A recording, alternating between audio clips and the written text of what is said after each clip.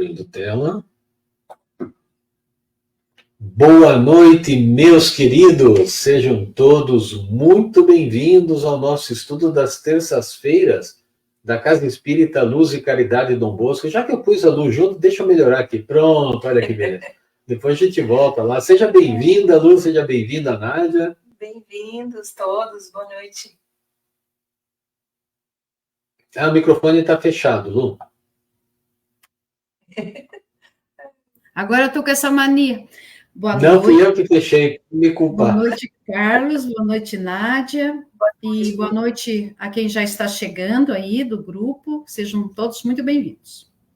Que assim seja. Muito bem, né? Então, bom, agora voltando naquela tela aqui, agora sim, olha só. Meus queridos, hoje nós estamos no nosso 13º encontro e vamos estudar o capítulo 12 do livro As Curas de Jesus, de Joaquim Bueno Neto, que é o livro que nos auxilia em nosso estudo, nós nos baseamos nesse livro, né? E hoje nós vamos estudar as curas dos dois cegos. Então, aí, temos material para trabalhar aqui. Eu dou uma boa noite aqui, o primeiro ônibus chegou azulzinho só a banda, mas veio feliz lá do Rio Grande do Sul, né? Olha que legal. Muito bem. Gente, é sempre muito bom estarmos juntos e nós vamos então dar início à nossa atividade, convidando a Luciana, que hoje também é o especialista, vai ganhar bônus hora triplo, né? Que vai fazer a nossa prece inicial, né, Lu? Seja bem-vinda, então, mais uma vez. Muito obrigada. Na verdade, somos todos especialistas, então está tudo certo. Tudo certo.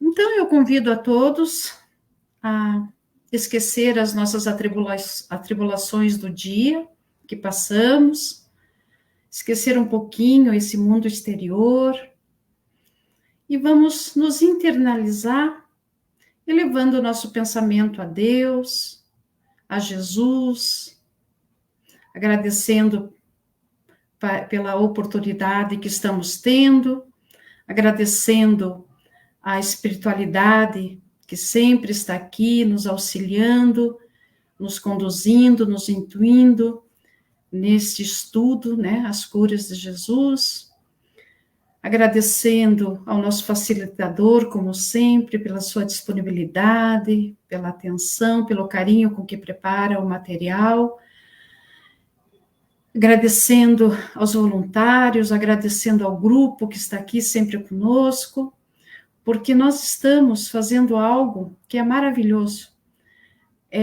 Nós estamos estudando, e o estudo nos fortalece, nos dá uma direção, nos faz a gente pensar, refletir, compreender, entender, mas acima de tudo nos faz praticar. Então, agradecemos por mais esta oportunidade e assim damos por aberto as nossas atividades de estudo da noite de hoje. Que assim seja. Que assim seja, Luz. Muito obrigado. A Nádia deu um oizinho lá, registrou a presença aqui no chat, a nossa querida Vânia e a Adi também. Sejam muito bem-vindas. Olha que legal. Mulherada dominando. Agora o Roberto apareceu. Já tá, e o placar está melhorando aqui, né? Seja bem-vindo, Roberto. Então, eu vou ajeitar as nossas telas aqui e já vamos, então, dar continuidade. Como sempre, né? Hoje nós temos a Luciana como especialista, a gente chama assim carinhosamente aquela pessoa que às vezes usa um pouquinho mais do tempo dela para buscar algumas informações a mais sobre o estudo de hoje, né? E como a Lu está fazendo a prece também, daí um bônus hora triplicado, né? Nós aqui ficamos com a nossa bagagem normal do dia de hoje. Mas vamos lá, né, meus queridos? O estudo de hoje, então, ele se baseia apenas em Mateus. Olha que interessante, né, gente? Essa passagem, apenas Mateus registrou. E essa passagem, ela ocorreu num dia bastante corrido, um dia intenso de Jesus. Então, só para a gente contemporizar o nosso estudo de hoje, Jesus esteve em Gadara, depois ele atravessou o lago de Genezaré, chegou na praia, foi recebido pelos amigos do centurião, porque o servo, perdão, foi recebido pelos amigos de Jairo, que era o chefe da sinagoga, porque a filha dele não estava bem. No caminho até a casa de Jairo, Jesus passou pela mulher hemorroíça e a curou. E depois da casa de Jairo, voltando para a casa de Pedro, Jesus encontra, então, com esses dois cegos. Há quem diga que junto com esses dois cegos havia um mudo também. Mas hoje nós não vamos tocar nesse assunto, porque a gente sabe que às vezes parece meio polêmico. Às vezes as escrituras ou a história, de modo geral, não lembra, por assim dizer, de certos aspectos, né? Mas a importância aqui são exatamente os dois cegos. Mas vamos dar um oi aqui para a turma. Agora chegou uma galera aqui. A Rosélia Fávaro, o Altino, a Clara, a Denise, olha que legal. Florianópolis, Valinhos, Curitiba, hoje tem bastante gente aqui. Nosso curso está nacional hoje. Sejam todos muito bem-vindos. Boa noite a todos. Você não deu boa noite ainda? Sim, mas para o pessoal que chegou Ah, agora. tá bom. Não, pensei que eu ia passar vergonha aqui, que eu esqueci de deixar nada de dizer boa noite. Não. E a Elisa também chegou, e a Cristiane. Cristiane, acho que é a primeira vez que você vem. Seja muito bem-vinda. E se você gostar do nosso estudo, você pode se inscrever e também participar do nosso grupo de WhatsApp, porque as inscrições continuam abertas. Olha que bacana. Então, gente, o diálogo ele se iniciou mais ou menos assim, porque Jesus indo para a casa de Pedro, ele era seguido por esses cegos. Alguns dizem que, na verdade, Jesus estava indo de encontro a eles, né? No sentido de que Jesus ia numa direção e eles na direção contrária. Mas o caso importante é que eles se encontraram. Então, começa assim, depois que Jesus deixou a casa de depois que Jesus deixou a casa de Jairo, aquele chefe de sinagoga, seguiram-no até em casa dois cegos que gritavam: tenha piedade de nós, filho de Davi. Quando se aproximaram do mestre, ele lhes disse: credes que posso fazer isso? Responderam afirmativamente: sim, Senhor. Tocando-lhes os olhos, disse: conforme a vossa fé, seja feito a vós. Foi o suficiente para que seus olhos se abrissem. As curas de Jesus eram assim, né, gente? Quando a gente pensa em curar alguém na casa espírita, às vezes a pessoa tem que voltar quantas vezes, né? Para receber o passe e tudo mais. Mas as curas de Jesus eram instantâneas.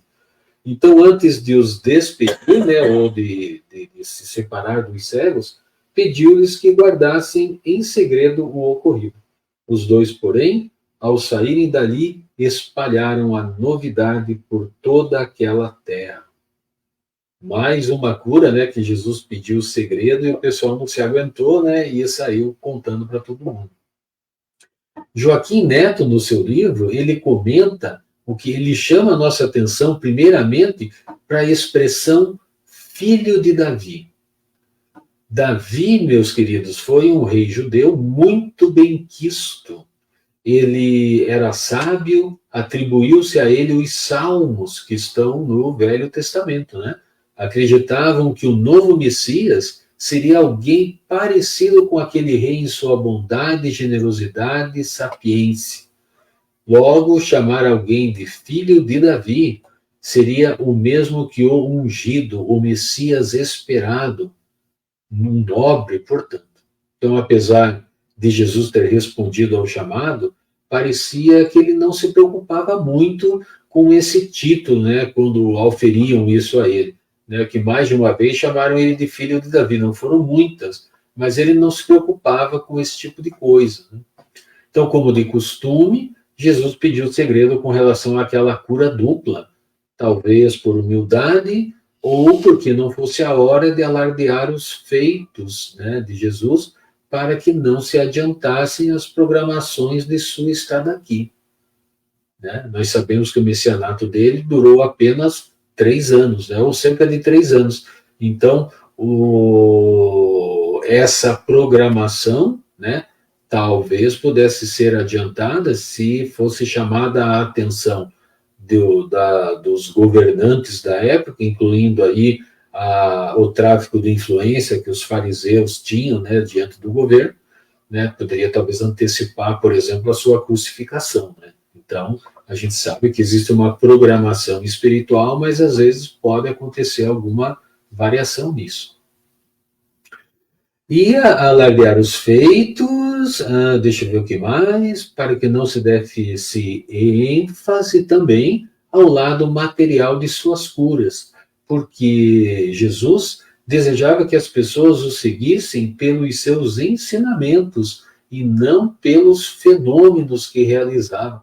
Então imagine, né, a gente já se impressiona simplesmente quando um espírito se manifesta numa palestra pública espírita, que hoje em dia não existe reunião mediúnica junto com a palestra, antigamente existia, hoje não existe mais. Então é muito difícil um espírito se manifestar, mas acontece. Pode acontecer, e muitos se impressionam com o fenômeno, né? Nossa, um espírito está se manifestando, né? Agora imagine naquela época, né, que ele curava. Bem, a gente não precisa retroagir tanto, né? Na década de 70, nós tivemos o fenômeno espírita divulgado em redes de televisão, né? Vamos nos lembrar, né, do que Arigó fazia, né? Cirurgias na frente da câmera da televisão, né? Para impressionar mesmo, porque essa era a intenção naquela época, né? Trazer à tona a vida espiritual, né? E para isso a espiritualidade se serviu inclusive da própria televisão. Então ainda hoje muito se discute em casas espíritas a respeito dos fenômenos, a procura por informações de entes queridos, o retorno do passe individual, a curiosidade das manifestações. Muitos ainda são incrédulos com relação à força da própria oração, da fé em si mesmo, na direção de seus entes queridos. E aí preenchem listas e mais listas de nomes para outros orarem por si. Assim como ocorria na época de Jesus, quando os fariseus se alimentavam dessas preces que eram cobradas. Então nós sabemos que as pessoas pediam aos fariseus preces, e dependendo do tamanho da prece, né, que a prece era meio que medida pela quantidade de palavras, o preço ia subindo, né? No Espiritismo não se cobra nada por isso, mas o atavismo de se pedir para outras pessoas ainda acontece muito, né?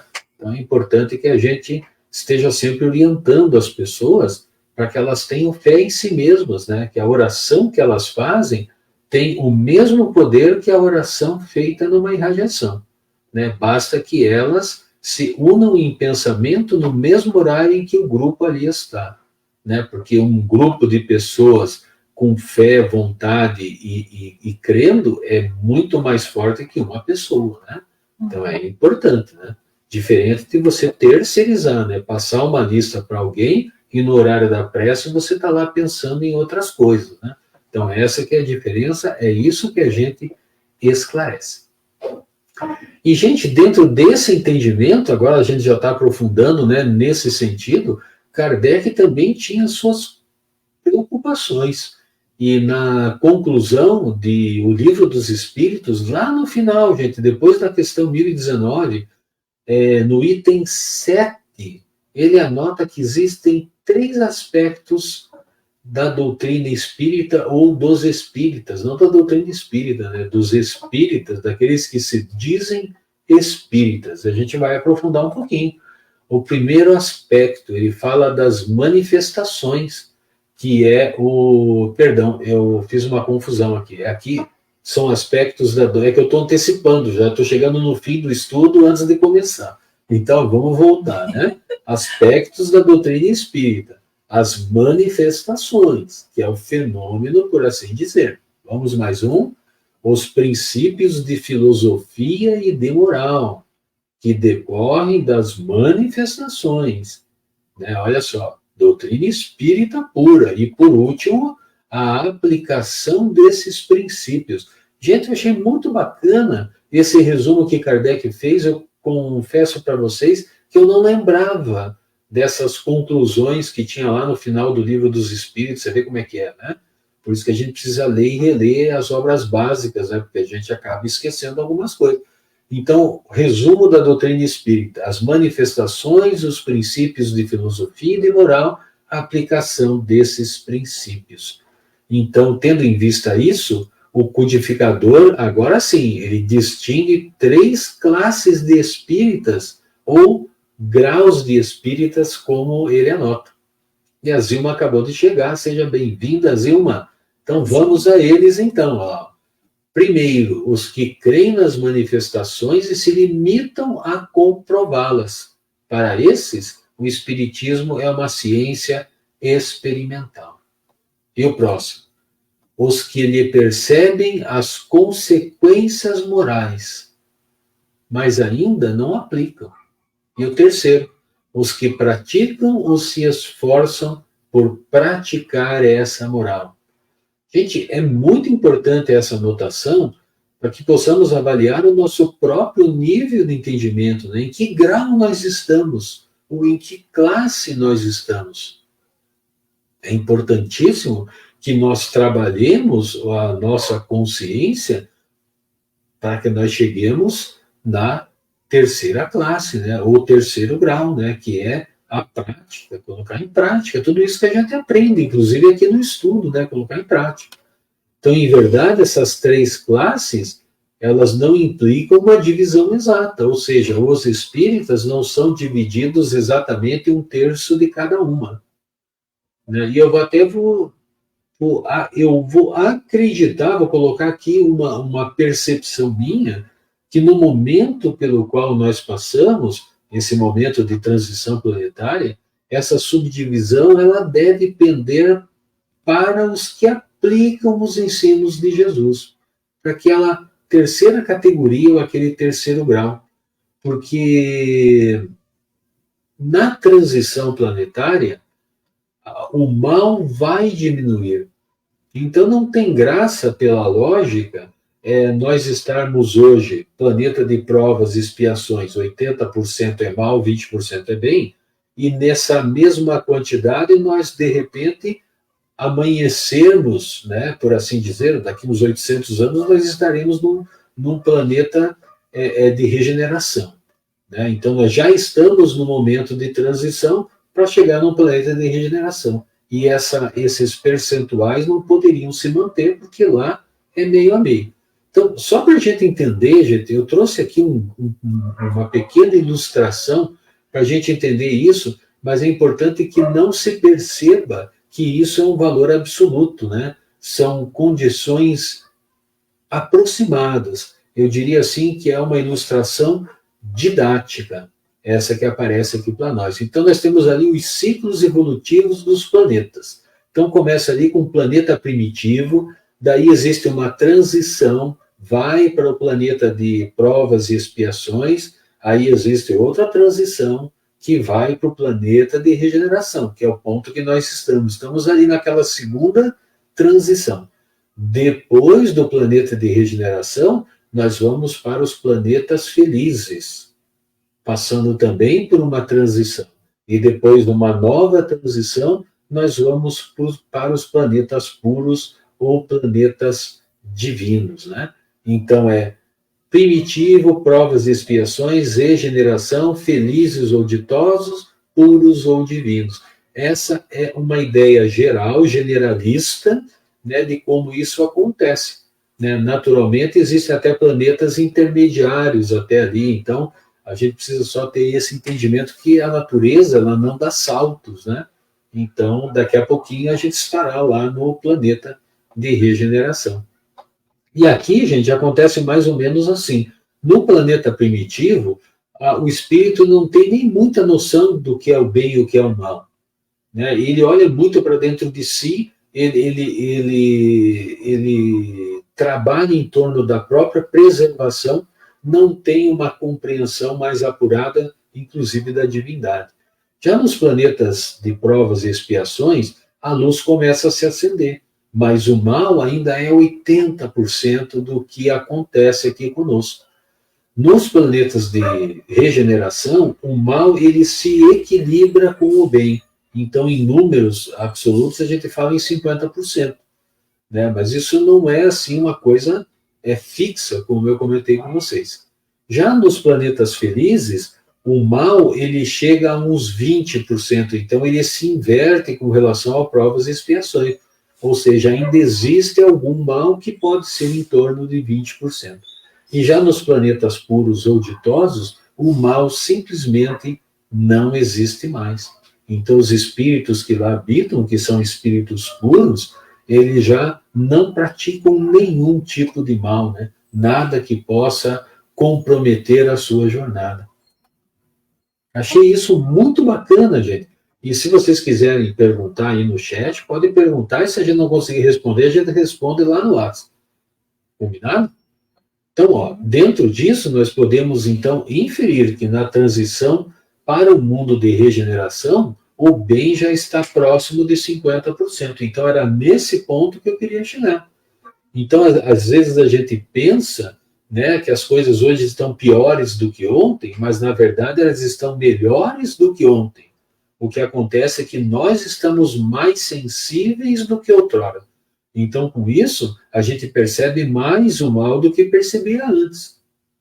Né? Então, parece que as coisas estão difíceis, mas elas estão melhorando cada vez mais. E nós já não estamos mais naquele 80-20, né?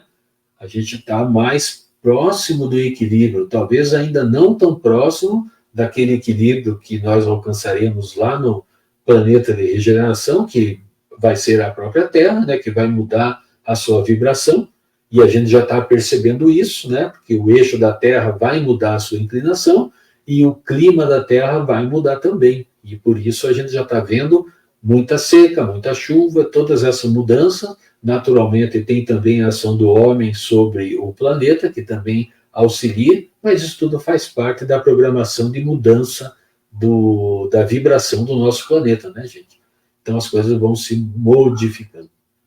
Antes de eu passar do slide, deixa eu ver que o Roberto anotou aqui que hoje entramos na doutrina espírita, amanhã esperamos a doutrina espírita entrar em nós. Ah, olha só, né? É bem isso mesmo, né, gente? A gente primeiro entra, adquire o conhecimento para depois buscar a sabedoria, né? Então, a doutrina espírita é a chave, né, para que a gente encontre essa sabedoria, encontre ou entenda os ensinamentos de Jesus, né? Então, tudo tem o seu tempo, mas o tempo está ficando curto, né, gente? Vamos pensar que somos espíritos milenares e falamos que a transição planetária deve durar em torno de uns 800 anos. Então já não dá mais muito tempo, né, gente, de correr atrás. Né? Nós temos milhares de encarnações ou de reencarnações. Em 800 anos nós vamos ter mais umas 3, talvez 2 ou 4 no máximo. Então tá complicado, né, gente? É preciso que a gente siga o caminho correto. E Joaquim cita o autor Eliseu Rigonati na obra espetacular dele, que é o Evangelho dos Humildes, e o Rigonati diz o seguinte, vamos trazer aqui o livrinho, a capa é muito bonita, né, gente? Diz assim, mas qual é a fé que deveriam possuir? Deveriam possuir a fé em Deus, nosso Pai, que é o único que pode permitir que os desejos de seus filhos sejam satisfeitos. Né? Olha só, a colocação que o Rigonati nos traz, né? Lembrando que Deus, né, é o único que pode permitir que os desejos de seus filhos sejam satisfeitos. E ele continua dizendo, por isso é que Jesus proíbe os cegos de que digam de que receberam a cura.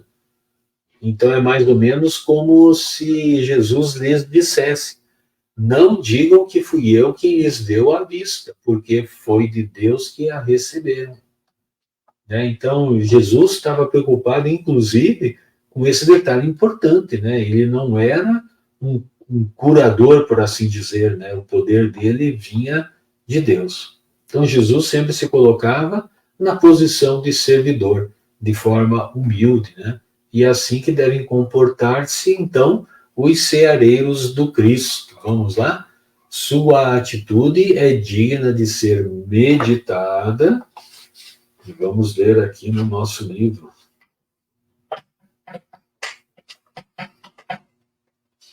Só um pouquinho, gente. Deixa eu achar aqui onde é que está a minha anotação. Achei.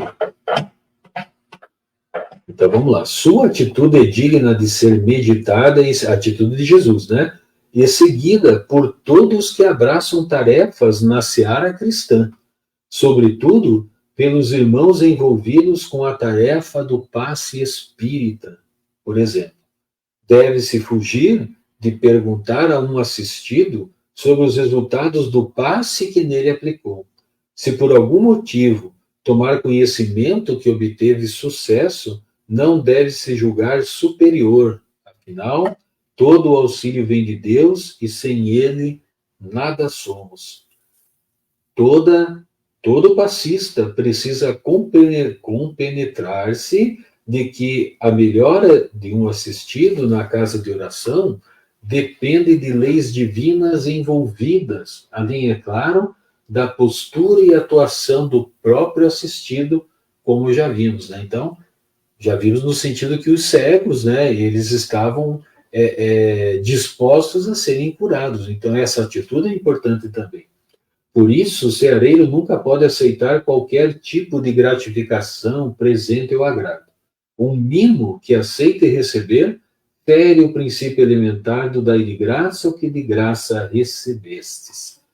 Então, fica uma singela advertência, né, gente, aos médiuns passistas, né, para que a gente tome sempre cuidado, né, e nos mantermos sempre numa posição de não sermos o médico de ninguém, né. Então, é importante que a gente... bem na verdade, né, a Nádia é médium passista, eu também sou, né, e a gente percebe que na sequência das reuniões, algumas pessoas que não estavam bem, elas vão se melhorando, né, naturalmente não é só por causa do nosso passe, mas também por causa da terapia fluídica da casa. Mas isso é muito gratificante, né, gente? A gente perceber aqueles irmãos que chegam na casa aflitos e com o passar dos tempos, eles começam a frequentar a casa, ouvir as palestras e vão se melhorando. É muito bonito, muito bacana de ver. E Caribar Schutel traz ainda mais luz a esse entendimento e a essa cura, ou a essas curas, né, que foi uma cura dupla, e Jesus fala, quando Jesus fala, faça-se conforme a vossa fé. E Caribar, ele explora então essa passagem em seu livro O Espírito do Cristianismo. Ele diz assim: os fluidos magnéticos têm um valor extraordinário quando sabiamente dirigidos e docilmente recebidos. Gente, eu não sublinhei aqui, mas até poderia ter sublinhado. Sabiamente dirigidos e docilmente recebidos.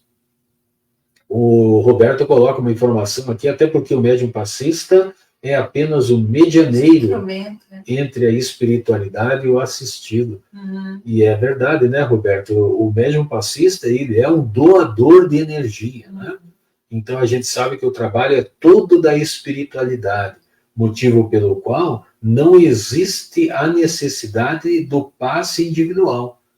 Não que ele seja dispensável, mas ele não tem a necessidade, do ponto de vista científico, porque a energia chega para cada um, mesmo no passe coletivo e até no passe à distância. Passe à distância ainda é motivo de discussão no movimento espírita, mas eu sou da turma que tem certeza absoluta que o passe à distância funciona.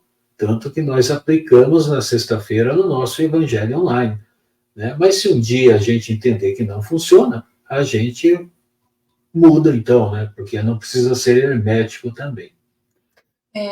Só queria comentar ali, né, como você falou no slide anterior, acho que era a citação do Ribonati ali, que tudo acontece pela vontade, pela permissão de Deus acima de tudo, né? Seja através do passe, através como Jesus se colocava, né, que todos os bens, né, todas as curas, as situações que ele promovia, assim, de bem para as pessoas que procuravam. Tem o componente da fé e tudo mais, né?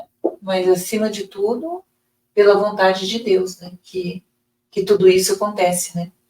Então, era uma atitude, assim, de humildade de Jesus, né? De ele sempre pedir que não fosse falar para ninguém, não fosse ficar espalhando como se a cura viesse dele, mas ele sempre colocava que era pela vontade de Deus, né?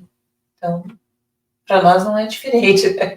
Se a gente tem a possibilidade de conhecer a doutrina e tentar estudar e vivenciá-la e entender o quanto ela é importante para nós e as suas os mecanismos, né, que a gente pode utilizar, os instrumentos da doutrina espírita, a fluidoterapia, enfim, tudo isso sempre com a permissão de Deus, né, que nos conduz, né, e só Ele que sabe quando as pessoas vão ficar melhores e a necessidade, às vezes, daquele sofrimento, daquela provação, né, então é algo bem profundo, assim, né, da gente refletir. E é interessante, né, porque essa colocação da Nádia, ela é importante, né, gente, porque Jesus foi, né, ou ainda é, o espírito mais puro que pisou aqui na Terra. Então, para nós terráqueos, ele até poderia ser Deus. E algumas religiões acreditam que ele é Deus. Mas nós espíritas sabemos que Jesus é um espírito puro e que acima dele ainda podem haver outros espíritos ainda mais sábios ou mais desenvolvidos que Jesus, até chegar em Deus, né? Deus propriamente dito, né? Então, importante essa colocação de Jesus, né? Dizendo que tudo provém de Deus, né? Lógico que Jesus tinha uma energia fenomenal, né? Algo até inexplicável ou não entendível para nós. E ele sempre dizia, né, eu estou no Pai e o Pai está em mim, né, de tão grande a sintonia deles, né, nessa questão, assim, então tem ali, né, um diferencial, digamos, né. Tem um diferencial. E nós, por enquanto, né, gente, nós temos que colocar naquela posição de docilidade, né. Então é como o pessoal analisa, né, o próprio Joaquim, ele fala que os pacientes em questão, eles colocaram-se, né, em posição dócil, receptivos aos fluidos curativos, abertos à transmissão e à ação desses fluidos, né? Então, por isso que sempre Jesus pergunta o que queres, e a pessoa diz, eu quero que você me cure, né? Então, Jesus curava. Porque se a pessoa dissesse, não quero nada, quero só ficar olhando para você, Jesus ia ficar olhando para ele, os dois iam ficar se olhando e não ia acontecer nada. Né? Então, simplesmente assim, né? Jesus não saía curando todo mundo, né? A não ser o fato da mulher hemorroísta, né, gente? Que aquilo foi um espetáculo, né? Ela só tocou, né, na roupa de Jesus, na sua veste, né? Mas a fé dela era tão grande que ela sugou a energia, né, que ela precisava, né? Por isso que Jesus diz, alguém me tirou poder. Ou alguém me tirou a virtude, depende da tradução, e Jesus fez isso por gosto, né, porque ele podia ter sentido e ir embora, mas ele fez questão de parar e lembrar, né, que a fé que a gente, que nos move, a nossa fé firme, ela atrai essas energias para nós, gente, atrai, e a gente pode, então, com essas energias ou de posse delas, irradiá-las para os nossos entes queridos que estão naquela lista enorme que a gente compartilha nos grupos, né? Por isso que a gente comenta, né? Não tem necessidade, né? Faz a caridade para si mesmo e depois faz a caridade para os outros. Essa movimentação é muito importante para nós, para os outros também. Então, lembremos aqui, né? Já falei da mulher hemorroísta e tem também o servo do centurião, né, gente? Olha a fé do centurião, né? Primeiro demonstrando a humildade de que Jesus não devia ir nem na casa dele, que ele não era digno de receber, né? Agora, importa também a gente considerar que naquela época as pessoas com deficiência, elas tinham direito a um manto que os identificava como mendigos, né?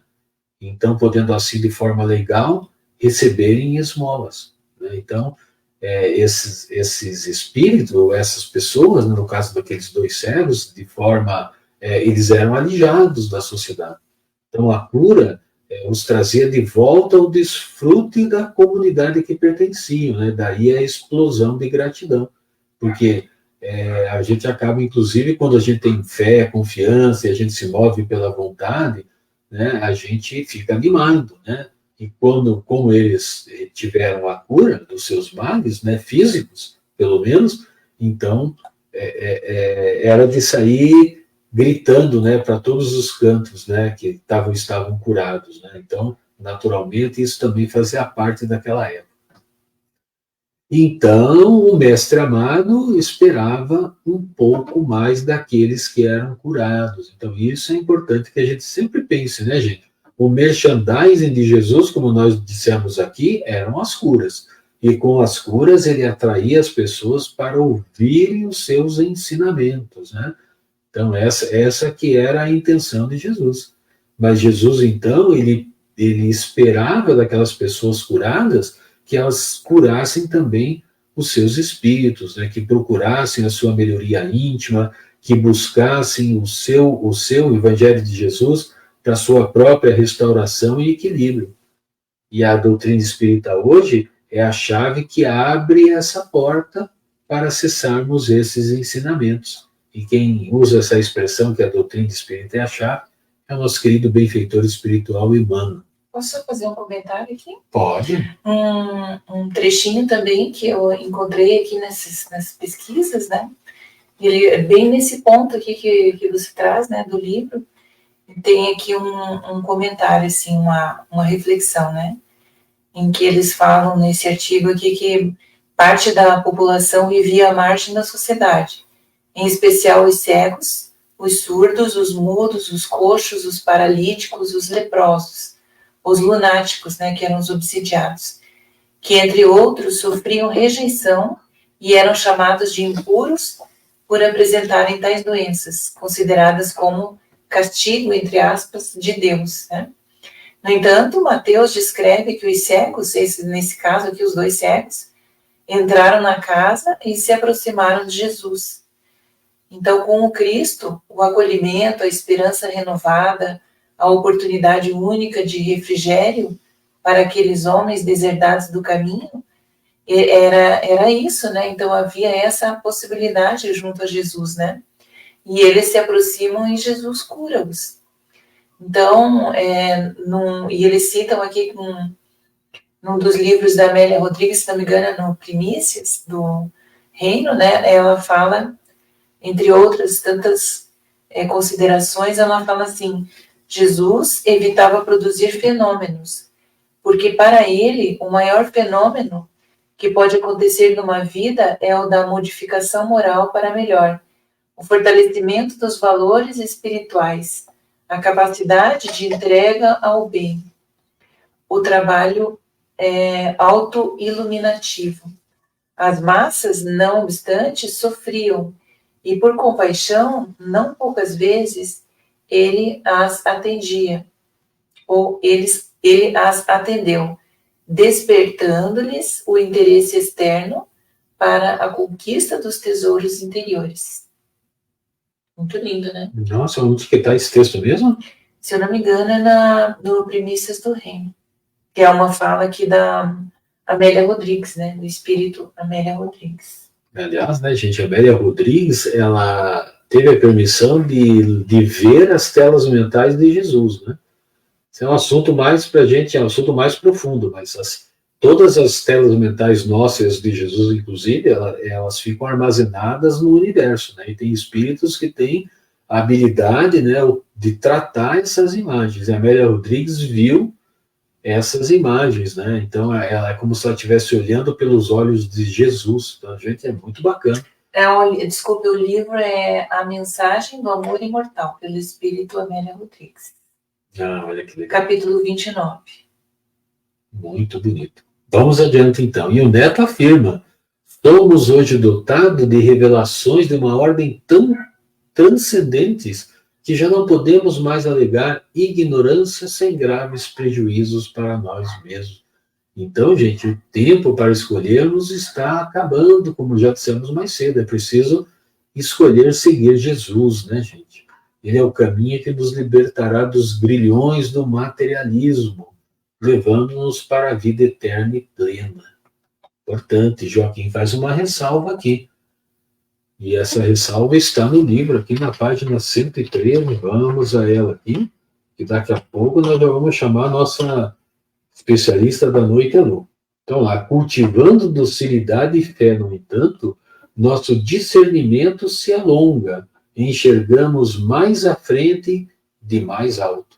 A névoa da ignorância parece se dissipar, vemos com clareza os objetivos da existência terrena, tão fugaz e passageira, breve ponte entre existências que se solidarizam harmonicamente umas às outras.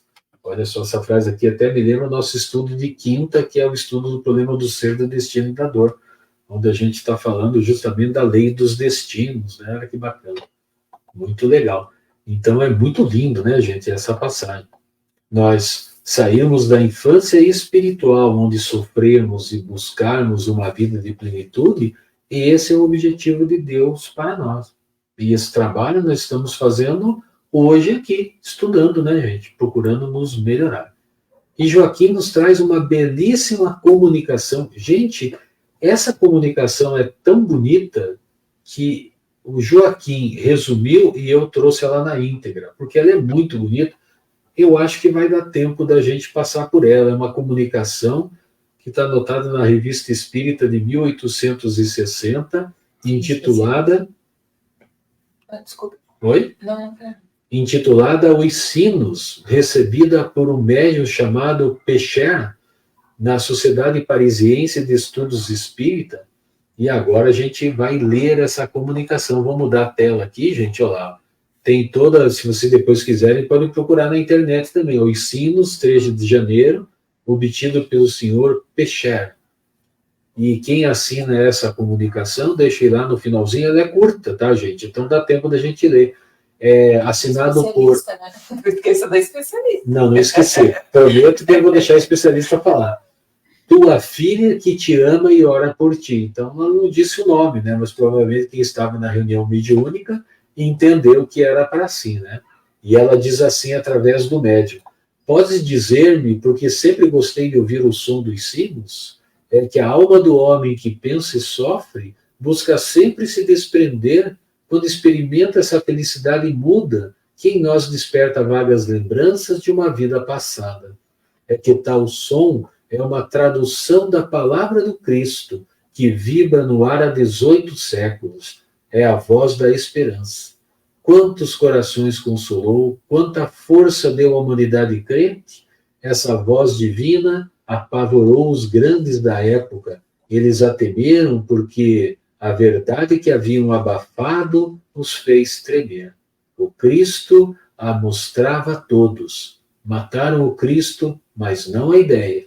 Sua palavra sagrada tinha sido compreendida. Era imortal e, no entanto, quantas vezes a dúvida se insinuou em vossos corações. Quantas vezes o homem acusou a Deus de ser injusto. Exclamava: meu Deus, que fiz eu? A desgraça marcou-me no berço. Estou, pois, destinado a seguir esta via que me dilacera o coração?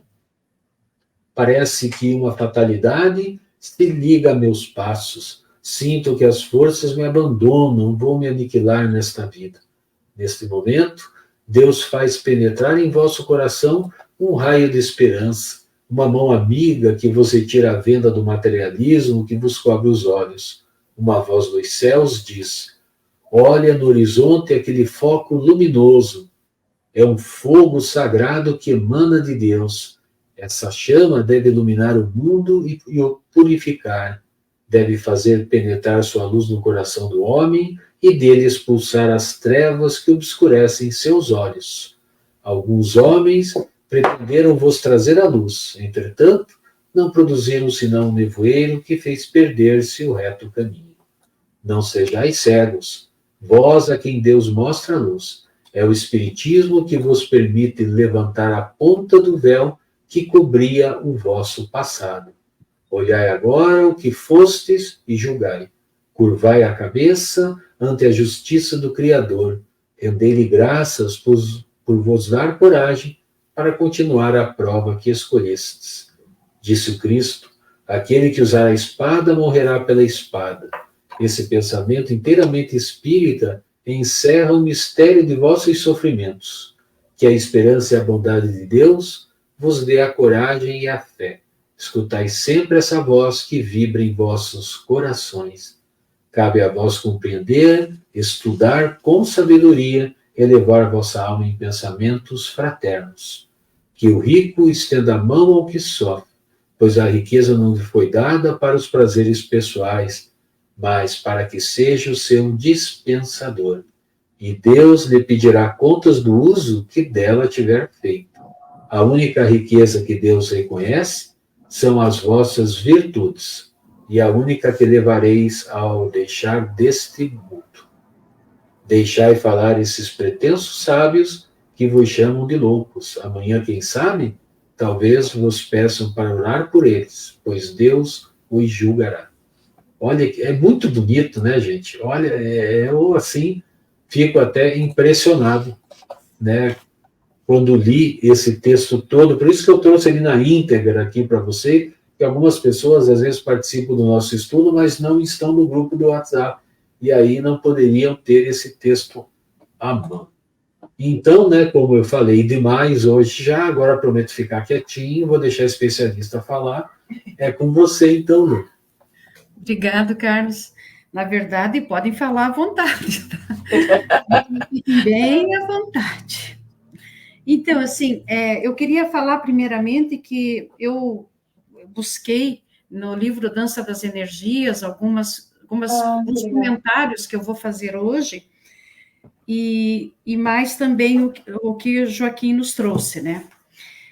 Bom, a primeira coisa que eu pensei foi o seguinte: quando Jesus perguntou, credes que posso fazer isso?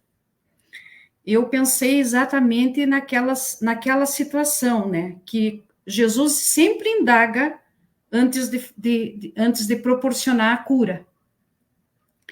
E ele indaga porque ele quer movimento das pessoas, né? Então, quando ele falou, credes que posso fazer isso, ele colocou os dois cegos a utilizar o livre-arbítrio deles, a pensar a um movimento interno. Tipo, pô, mas por que ele está me falando isso, né? Credes que eu posso, se eu estou aqui, né? Eles podiam fazer isso, né? Se eu estou aqui, é porque eu creio, ou coisa parecida. Então, ele fez esse movimento interno com eles e remexeu aquela potência que todos nós trazemos na alma, que é a vontade, né? A vontade de querer, né? Que a fé, que todo aquele movimento estava proporcionando a eles, tudo isso estava ali misturado, né? Então, foi uma passagem que novamente nos remeteu à fé que transporta montanhas, né? Por quê? Porque a vontade que estava ali naquele momento, a fé que estava fornecendo energia para eles, né? Qual fé seria? O que estava fazendo com que ele transpusesse aquela dificuldade que eles sempre tiveram durante a vida deles, né? Então, era uma fé ativa? Será que era uma fé robusta? Uma confiança que estavam depositando em Jesus? Então, tudo isso remexeu internamente, né? E quando Jesus ouviu o sim deles, ele afirmou, faça-se conforme a vossa vontade. Então, tudo iria se processar diante da integridade daquilo que eles tinham respondido, que eles tinham se autoanalisado ali rapidamente, né? E responderam sim. E sabemos que eles, quando imploraram a ajuda de Jesus, eles demonstraram naquele momento ali que estavam de corações abertos, né? Que estavam dóceis, eles estavam acatando respeitosamente, com brandura, a ação que o mestre estava se posicionando, né? A confiança que eles seriam realmente curados. Então, Até aqui, alguém quer fazer alguma colocação, algum ponto? Está tudo certo. Não, tá tudo certo, muito Então, bom. Então, daí, o que eu percebi no Joaquim Neto, né, no autor? Daí ele faz um linking sobre o passe. Esse movimento todo que aconteceu entre ele e o cego ali, a pergunta, a resposta, tal, a maneira que eles se posicionaram, fez um link sobre os passes, né? E daí, o que eu pensei, né? Que a gente vê que tanto para o médium passista, quanto para aquele que irá receber a aplicação dos fluidos, eles precisam estar preparados. Então, quando Jesus indaga aquilo, eu sei que Jesus já sabia tudo, né? Não precisava, mas ele queria, esse movimento que ele queria fazer, porque eles que precisavam saber realmente o que eles estavam sentindo, né? Então eles precisam desse preparo para se beneficiarem, né? Tanto um quanto o outro, né?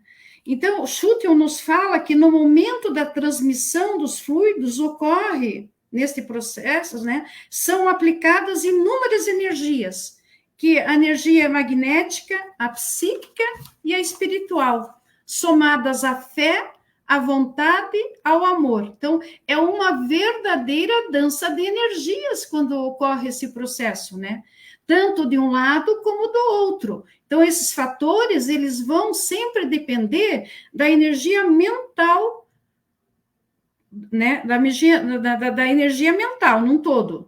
E o médium passista, o doador, ele tem um papel muito importante, porque, como diz o Roberto ali, ele é o intermediário do plano espiritual, né? Ele ajuda a colocar numa dinâmica, né? A dinamizar o fluido espiritual com o fluido animalizado do médium passista, do dele. E assim, agir no paciente, naquele que está recebendo os fluidos. Então, essa energia mental, ela age como fermento vivo. Emmanuel nos diz no livro Danças da Energia, né?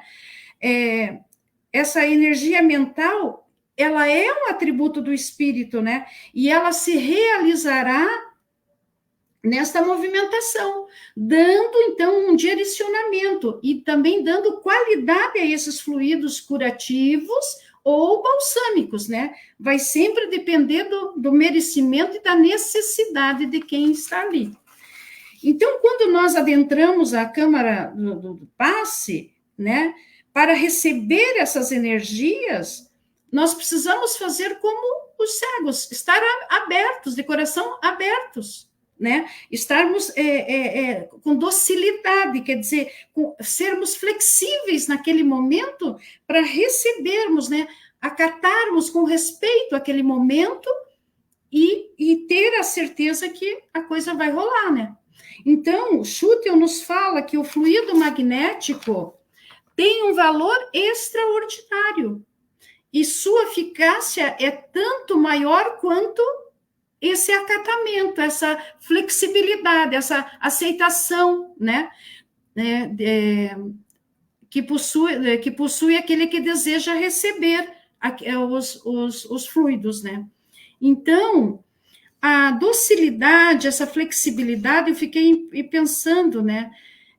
A fé, o amor, ela vai fazer com que a gente abra os nossos horizontes, abra os nossos caminhos mentais, alargando, então, esses nossos conhecimentos, né? Nós vamos deixando aquela ignorância, porque mesmo sem muito saber, eles agiram de acordo com o processo. Mas hoje nós temos a facilidade de conhecer todo o processo, ponto a ponto. Então, quando a gente está entrando na câmara do passe ali, ou para transmitir, ou para aplicar o passe, ou para receber, há uma necessidade de nós sabermos o que está ocorrendo, que é aquele movimento que Jesus colocou para que eles pudessem internalizar e responder o sim deles, né? E a confiança. Então, nós, nesse processo todo, nós temos uma responsabilidade enorme, né? porque nós vamos dissipando gradativamente essa cegueira que existe em nós. Quantos de nós, quando entrávamos né, vamos dizer, lá na infância, tudo, né? Mas a gente estava sendo preparado naquele momento ali a entrar numa casa espírita, como se comportar numa casa espírita na hora do passe, na hora disso. Mas quantas obras surgiram nesse inteirinho todo que a gente, né, ainda é novo no processo, mas olha quantos, desde 47, né, lá do André Luiz, que veio e nos mostrou, né, tintim por tintim. Então, eu penso o seguinte, que essa cura de hoje, para mim, pelo menos, ela veio, todas elas são assim, mas essa mostrar na nossa prática o ontem e o hoje, né? Então é o seguinte, às vezes as pessoas vão para serem curadas, mas elas não se preparam para tal. Então, automaticamente, né, esses fluidos, né, que a espiritualidade precisa, né, essa somatória da questão e somadas à vontade e tudo, elas, não é que elas se perdem, mas a eficácia e a qualidade não são da mesma forma, né? Então, eu penso o seguinte, vamos estudar, vamos nos comprometer cada vez mais, não termos medo, né, do estudo. A espiritualidade nos esclarece de uma forma muito, muito sábia e muito direta. Kardec fez a coisa direitinho, pedagogicamente ali. Então, só basta a nossa vontade, o nosso querer, né, a sermos realmente dóceis com todo esse processo. Ninguém está brincando de fluidos, né? Exato. Então, é por aí, né, Lu? A gente, né, se a gente pensar 2000 anos atrás, aquele povo ainda era primitivo, ele só tinha o Velho Testamento em mãos, né? As leis de Moisés, que ainda eram leis muito retrógradas para o nosso tempo, mas foram importantes e necessárias naquela época para conter, né, os absurdos que se cometiam, em função de que se alguém roubasse uma maçã, isso dava o direito do dono da maçã de exterminar a família inteira do ladrão, né? Então Moisés colocou, né, um certo tempero nisso tudo, né, de forma que as coisas ficassem mais equânimes. Mas 2000 anos depois nós temos o Novo Testamento, nós temos a doutrina espírita, que ela não é exclusivista, não é para si própria. Qualquer religião pode estudar a parte filosófica e científica do espiritismo e levar isso para lá. Então, é o que a espiritualidade nos diz, né? Não dá mais tempo de ficar escolhendo, porque a gente já tem tudo, né? Temos tudo na mão. Então, aquelas pessoas que agora, nesse momento, às 20h28, preferem assistir o jornal do que estar no grupo de estudo, elas vão ser vítimas da própria escolha. Não tem o que fazer mais, porque ninguém pode dizer, eu não sabia, né? O saber está à disposição hoje, que eu não precisa nem sair de casa, né? A gente estuda pela telinha, né? Sente uma saudade enorme do pessoal, não vê os rostinhos, né? Mas a gente pode estudar pela telinha. Então a chuva não atrapalha, o carro não atrapalha, o ônibus não atrapalha, que atrapalha a internet de vez em quando. Mas, né? Então, assim, o que está faltando, né, para que as pessoas se melhorem? Aquilo que você falou, a vontade firme, como diz ali no Dança das Energias, que é um livro espetacular, né, para que a pessoa consiga elevar a sua energia de forma que ela possa também receber. Aliás, eu vou contar uma coisa, né? O livro A Dança das Energias, que é editado pela Casa Espírita Luz da Caridade, né? Para quem não sabe, ele vai ter uma nova atualização. A terceira edição dele vai ser ampliada. Eu tenho, acho que é a segunda edição, né, Lu? Dá uma olhada aí. O meu, já vou dar uma olhadinha aqui. A primeira edição tem 12... Terceira edição. Terceira edição. Primeira edição tem 12 capítulos, a segunda e a terceira tem 13, então a quarta edição agora eles vão ampliar, não sei quantos capítulos vai ter, mas assim, vai ter coisa nova aí chegando nesse livro que é maravilhoso, que eu recomendo a todos. Quem achar para comprar, compre, porque a edição está esgotada. Onde tiver para vender, é filho único. Então, aproveite. Eu queria, Carlos, só para encerrar, falar o último parágrafo que o Joaquim colocou, dizendo assim: ninguém nos impôs as provas que enfrentamos, abraçamo-las por necessidade, e se as aceitarmos com docilidade, é sinal que nossos olhos estão querendo se abrir. Então, a aceitação, a flexibilidade, né, o acatamento, né, o respeito diante de todos esses ensinamentos vão nos abrir caminhos, deixaremos de ser cegos guiando cegos, né? E abriremos os nossos próprios olhos e chegaremos aonde? Aonde a gente quer chegar, a nossa ascensão espiritual, né? É muito bonito, né? O que eu gostei muito do estudo de hoje foi a expressão docilidade. Olha que bacana, né? Você chegar para as pessoas e dizer assim: olha, agora é a hora do passe, vocês se coloquem em posição de docilidade. Pronto, olha que beleza, né? É um detalhe que eu nunca tinha lido na doutrina espírita. Já fiz até seminário de passe e nunca falei da docilidade. E o Joaquim traz para nós uma coisa assim que parece que traduz, né, a psicosfera que a gente precisa criar em nós para receber todas essas energias do alto que estão aí à nossa disposição. Tipo assim, né, Carlos? Está na hora, né? Está na hora agora de você abrir o teu coração, acatar todo esse processo e receber, né? Receber, porque tudo tá conspirando a favor, né? Muito bonito, né, Lu? Pena que a gente não tem mais 1 hora de estudo ainda.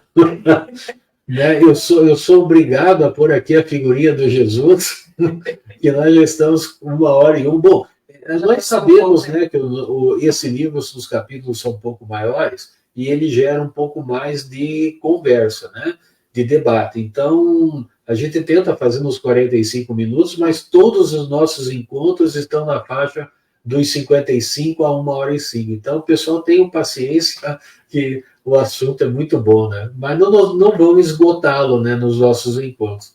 Isso mesmo. Então, vamos para a nossa prece final. Se alguém colocar mais uma coisa no chat, a gente faz na sequência. Mas daí vamos para a prece, então.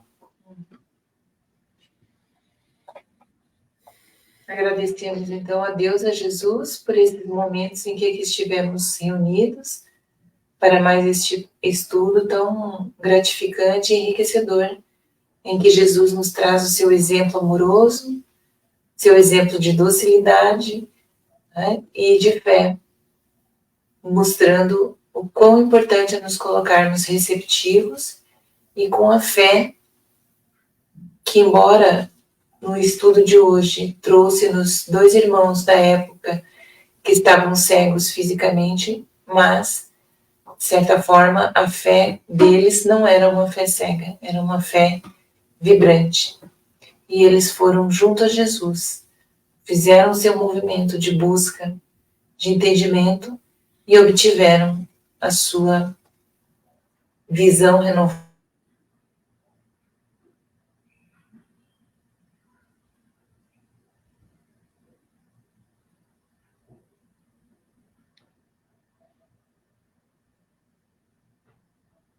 Vamos aguardar um minutinho, que possivelmente eles já vão retornar.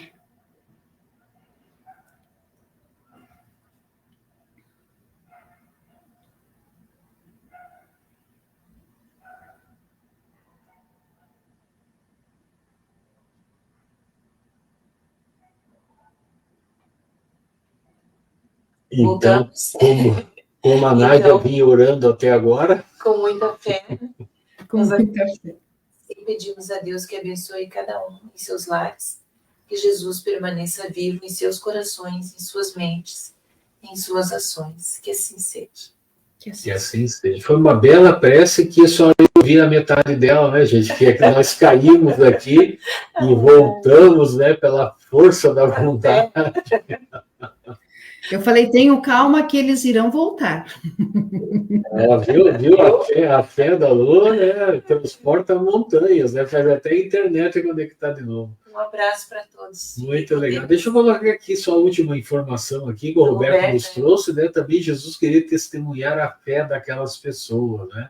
Olha só, Jesus foi o maior respeitador do livre-arbítrio que nós já vimos, né? Só da gente lembrar, né? Quando ele estava se apertando naquela multidão até a casa de Jairo, ele não saiu curando todo mundo, né? Tanto que o Pedro falou, né? Poxa, mas todo mundo está te apertando e você disse que alguém te tocou, né? Mas aí é que tá, ele podia ter, né, curado todo mundo naquela apertação toda, mas ele só curou a mulher hemorroísta. É isso aí, né, gente? Que Deus nos abençoe a todos. Eu agradeço de coração a Lu, que esteve aqui conosco, né? Que a gente sabe que gastou um tempinho a mais para ser a especialista da noite, a Nádia. E convidamos, como sempre, todos os nossos amigos aqui a participarem da telinha, né? Fazendo uma prece inicial, prece final. Todo mundo sabe fazer um Pai Nosso, né, gente? Então vem, aproveitem, isso mesmo. Fechou então, Lu? Fechou, meu boa noite a todos, meu muito obrigado ao Carlos e à Nádia, que sempre me apoiando nas minhas especialidades. E assim a gente vai caminhando, vai aprendendo e vai se desinibindo e vai continuando participando, né? E o melhor, aprendendo, né? E isso a mesmo. Prática, né, é individual, né? Então, se Deus quiser, todos nós rumaremos esse caminho. Que Deus abençoe a todos. Que assim seja. Que assim seja. Nádia? Já disse. Já disse? Para todo mundo. Então eu vou mandar só um beijo e um abraço. Até mais. Tchau, gente. Até terça. Tchau, Lu. Tchau, tchau. Até terça. Tchau, tchau.